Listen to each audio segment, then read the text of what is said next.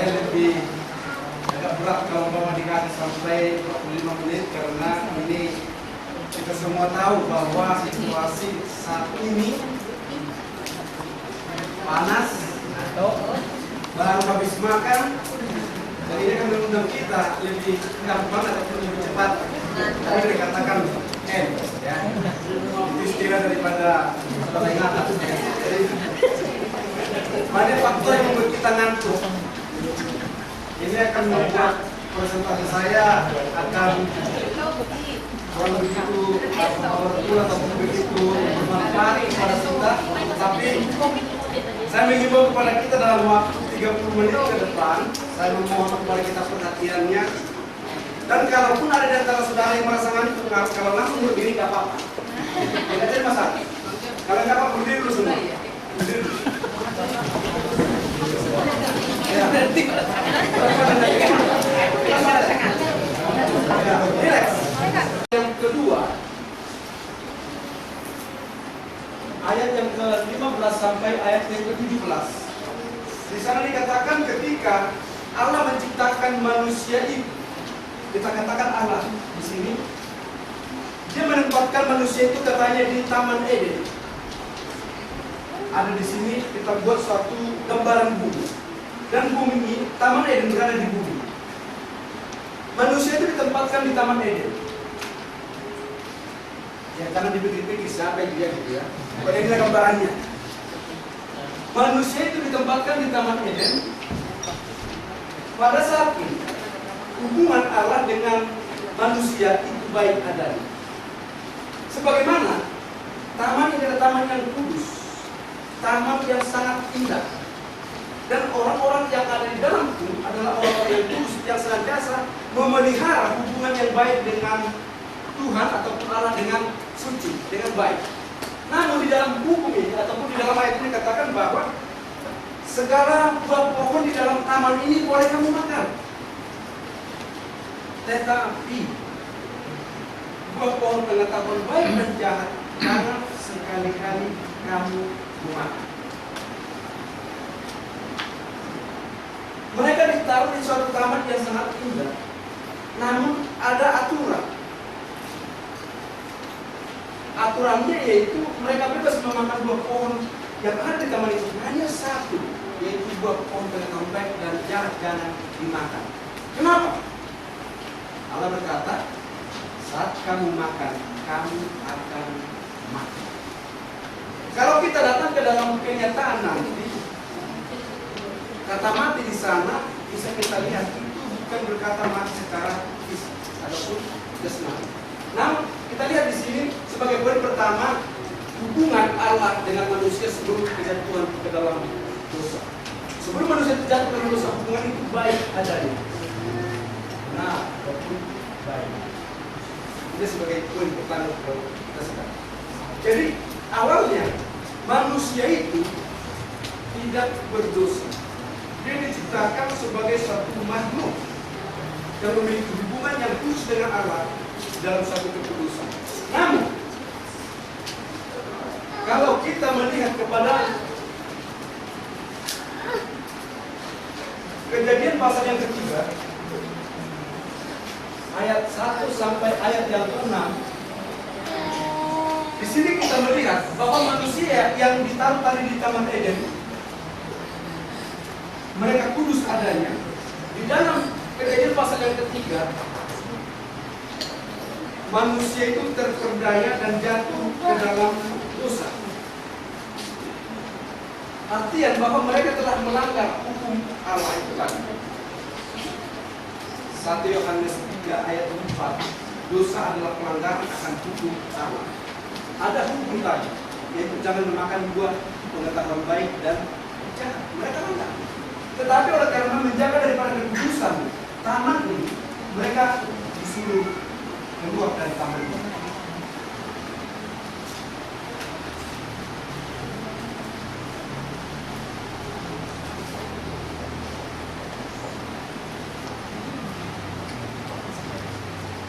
Tadi mereka kudus, bersih, sekarang sudah ada noda-noda.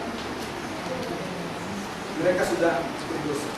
Maka di dalam hal ini, sebagai poin yang kedua, hubungan Allah dengan manusia setelah jatuh ke dalam dosa. Di sini, setelah kejatuhan manusia ke dalam dosa, dengan belajar daripada ayat-ayat Alkitab, di dalam Kejadian pasal yang ketiga ayat yang ke-15, Allah membuat suatu perencanaan di mana manusia yang telah jatuh ke dalam dosa itu tidak akan selamanya berada di dalam dosa, tetapi akan diselamatkan, akan ditebus, akan dipanggil. Nah, sekarang dalam hal ini, disitu dikatakan bahwa benih perempuan akan menemukan benih daripada si iblis, dan iblis itu akan mematok turut daripada benih perempuan itu. Ini merupakan satu rubatan daripada kejatuhan manusia ke dalam dosa, bahwa iblis telah berkuasa kepada manusia itu, tetapi akan ada nanti yang bisa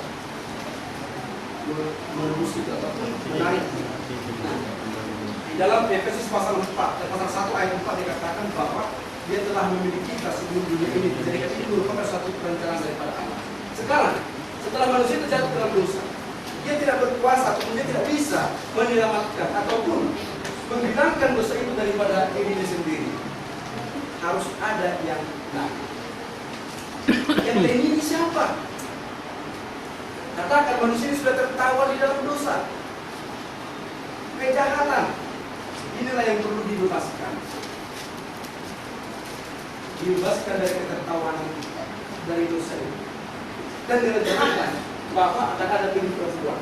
Nah, melihat daripada ini, tidak jelas di dalam pemikiran kita siapa. Tetapi kalau kita buka Yesaya pasal yang ke-7 ayat yang ke-14 dikatakan bahwa anak perawan itu akan mengandung dan akan melahirkan seorang laki-laki, akan disebut namanya Immanuel. Artinya apa? Tuhan beserta kita. Belum jelas. Kalau Tuhan beserta kita, sopa, berapa? Yang mana sebelumnya beserta kita? Di dalam hal ini, di dalam Matius pasal yang ke-1, Matius pertama ayat 22 sampai ayat yang ke-25, jelas lagi kita melihat di sana penggenapan daripada nubuatan Nabi Yesaya pasal yang ke-7. Seorang perempuan telah mengandung, di mana pacarnya yaitu Yusuf sempat ragu-ragu ingin menceraikannya secara diam-diam, tetapi dia datang malaikat kepada dia dalam mimpi, jangan diceraikan, karena dia mengandung dari Roh Kudus. Dan inilah yang dikatakan siapa? Nabi Yesaya, bahwa hari kemudian akan ada seorang anak perawan akan melahirkan seorang laki-laki dan kamu akan menjadi dia Immanuel. Dan setelah dia lahir menjadi manusia, disebut namanya Yesus.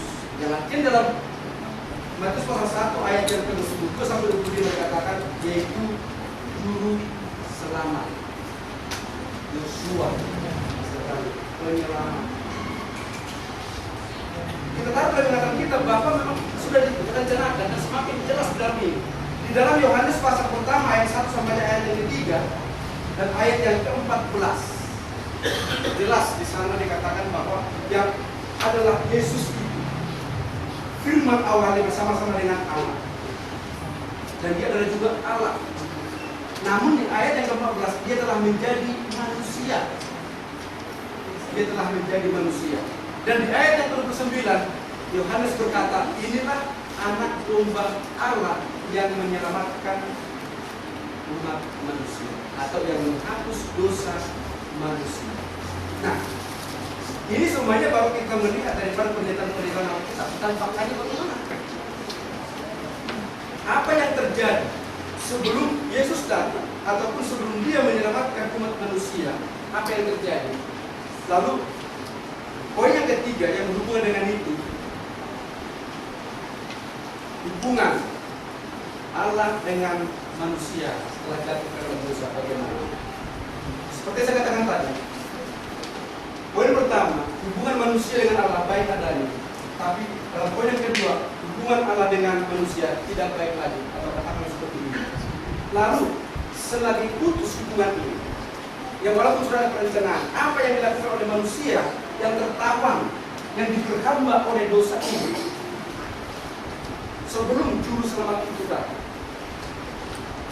Kalau kita membawa Alkitab, tolong saudara Pak tolong baca di dalam Imamat pasal yang ke-5 ayat 1 sampai ayat yang ke tolong baca pasal yang ke-5 ayat 2 sampai ayat 3. Jadi apabila ia bersalah dalam salah satu perkara itu, haruslah ia mengakui dosa yang telah diperbuatnya itu, dan haruslah ia mempersembahkan kepada Tuhan sebagai tebusan salah.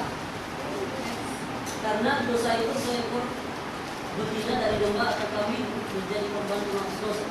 Demikian imam mengadakan perdamaian bagi orang itu karena dosanya.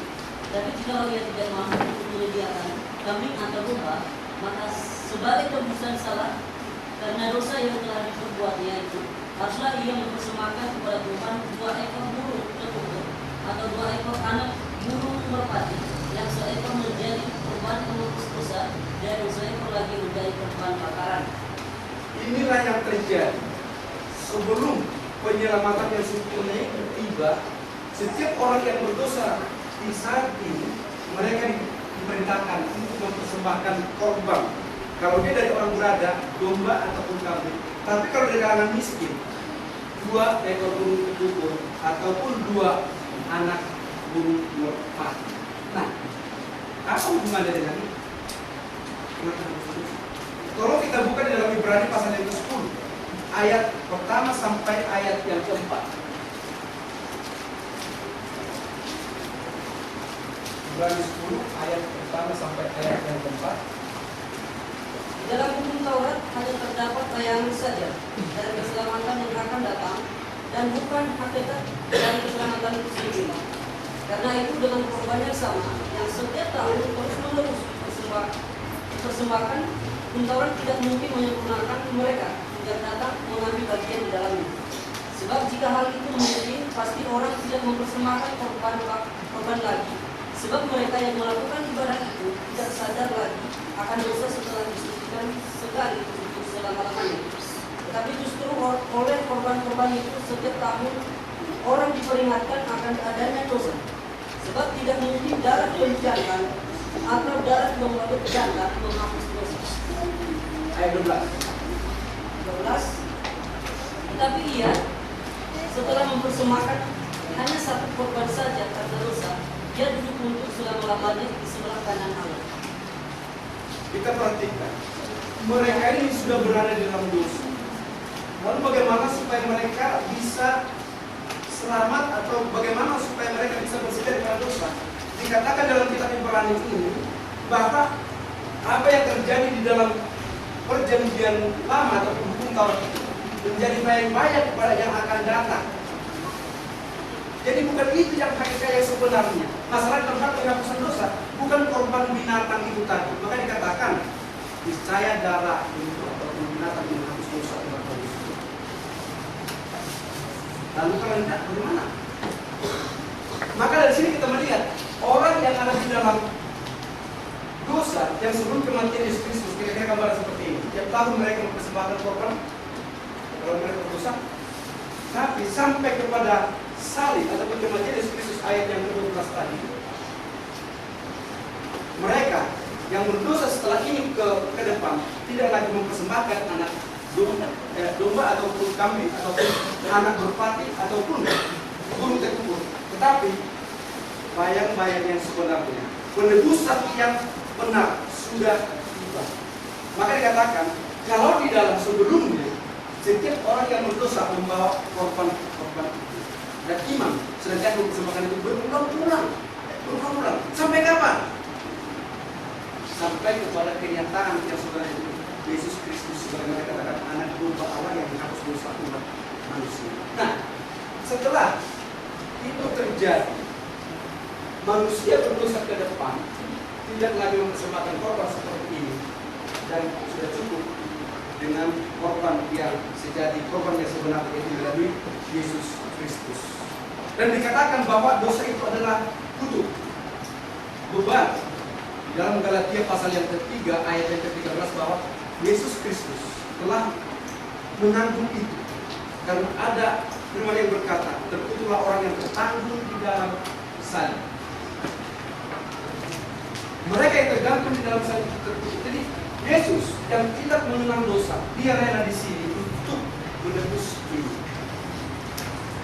Inilah yang dikatakan Yesus dalam Matius pasal yang ke-11 ayat 29. Marilah kepada aku hai kami yang berbeban berat dan letih lesu, aku akan memberikan dosa kepadamu. Beban manusia bukan umum ya. Beban manusia terberat adalah dosa. Dosa itu telah ditanggung oleh Yesus. Maka ayat yang ke-12, Yesus telah mempersembahkan dirinya satu kali untuk selamanya dan tidak seperti di dalam keadaan sebelumnya. Setiap orang yang berdosa ada korban. Namun itu adalah merupakan bayar ke depan. Nah sekarang, setelah kita melihat poin yang ketiga, bagaimana hubungan Allah dengan manusia sebelum Yesus datang. Dan yang keempat, bagaimana supaya lepas daripada dosa ini. Saudara sekalian, jalan lepas daripada dosa itu telah ditemukan oleh manusia, dan inilah kasih karunia. Namun, bagaimana supaya katakan manusia lepas daripada dosa atau bersih daripada dosa? Di sinilah yang kita kenal sebagaimana gambaran-gambaran yang diberikan oleh Alkitab, yaitu langkah-langkah keselamatan. Yang pertama, dia ini supaya bersih dari dosa, pertama-tama dia harus beriman. Di dalam Ibrani pasal yang ke-11 ayat yang ke-6, jikalau tidak beriman percaya dengan perkataan. Dan di ayat yang pertama dikasih gambaran ataupun arti daripada iman itu, yaitu percaya kepada sesuatu yang tidak dilihat dan sesuatu yang diharapkan. Itulah iman. Dan di dalam hal ini kita melihat seseorang itu harus memiliki iman. Roma pasal yang ke-10 ayat 17 dikatakan bahwa iman itu timbul daripada pendengaran. Pendengaran akan apa? Di dalam ayat itu dikatakan pendengaran akan firman Tuhan. Setelah seseorang itu beriman, dia langkah lagi kepada langkah yang kedua, yaitu percaya. Yohanes pasal yang ketiga ayat yang ke-16, karena begitu besar kasih Allah akan dunia ini, sehingga ia mengaruniakan anaknya yang tunggal. Barang siapa yang percaya akan dia akan beroleh hidup yang kekal. Itu dikatakan di sana. Dan Markus pasal yang ke-16 ayat 14-16, barang siapa yang percaya dan juga inilah yang terjadi di dalam cerita Sida-Sida Kisah Rasul pasal yang ke-8.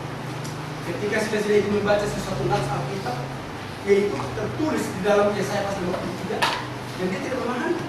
Tapi Filipus mengajari dia, akhirnya dia percaya.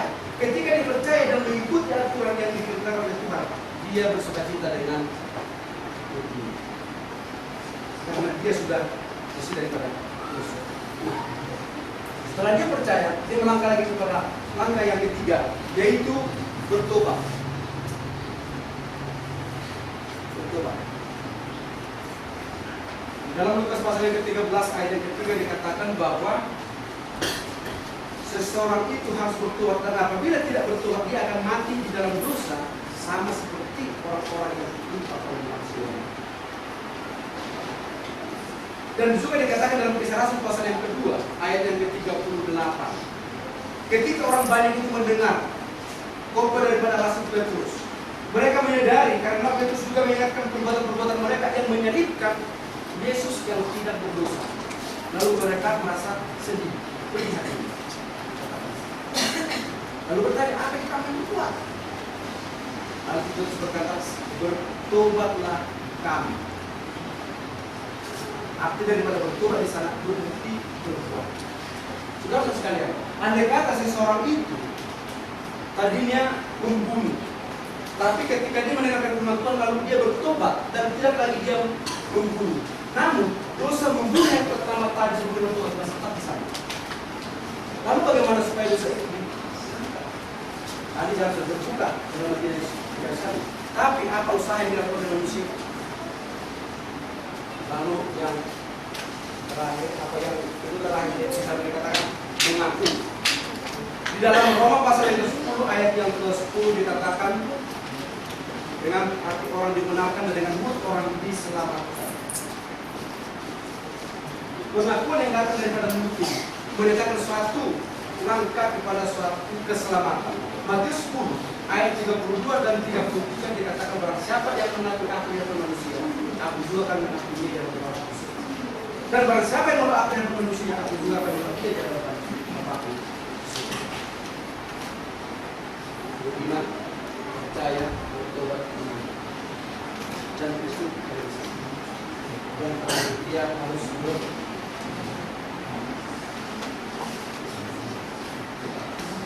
Kisah Rasul 2 ayat 38 dikatakan di sana, bertobat dan berilah dirimu dibaptis. Untuk apa? Mendapatkan apa?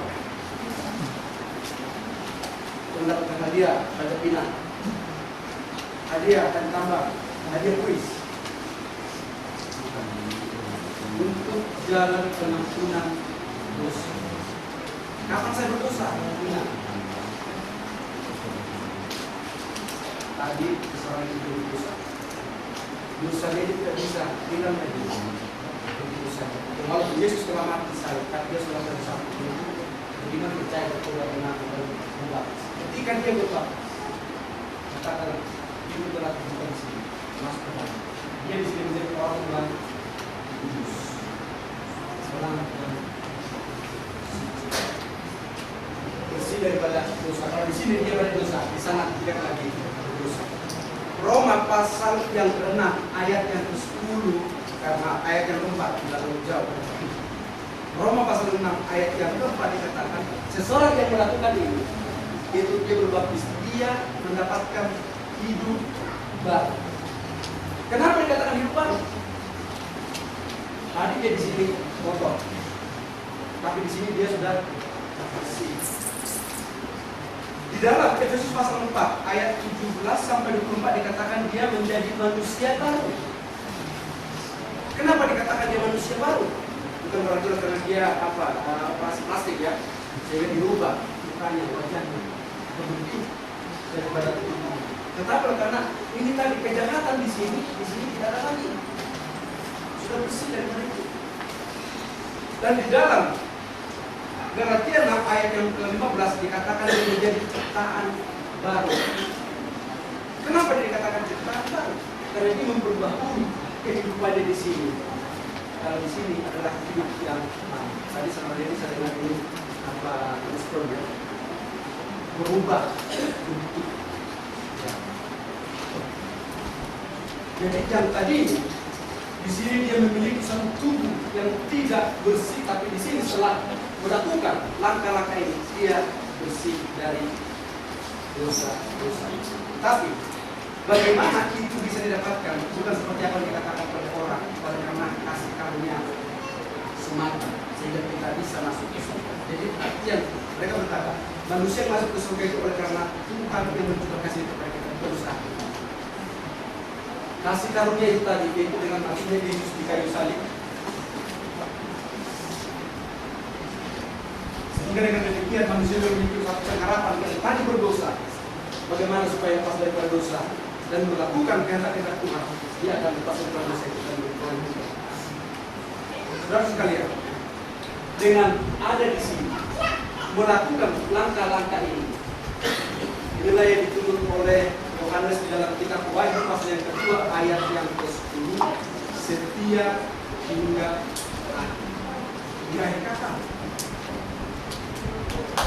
Kematian kita secara fisik ataupun kedatangan Kristus itu. Setia dalam apa? Itu tadi iman, ciptaan baru itu, hidup baru itu, manusia baru itu. Jadi yang senantiasa diisi oleh iman itu. Sehingga dengan demikian, yang tadi kita sudah dibebaskan dari dosa, ada pengharapan kita akan mendapatkan hidup yang kasar, hidup dalam pengertian dan berharap memperoleh surga yang telah dijadikan kepada kita. Maka dengan demikian, dengan matinya Yesus di kayu salib, manusia itu telah ditebus dari dosa, bebas dari beban, dan dia merdeka dari dosa itu. Dan setelah dia diputuskan di sini, dia sudah memperoleh suatu pengharapan. Terima kasih atas perhatian saudara. Dan semoga ini menjadi satu dorongan kepada kita, khususnya bagi kita yang sudah memahami bagaimana kita melakukan firman Tuhan untuk memperoleh hidup kita dengan pengorbanan Yesus Kristus. Karena itu akan menjadi satu pegangan kita, sehingga kita tidak sia-sia di dalam hal itu untuk memperoleh hidup dalam Yesus Kristus.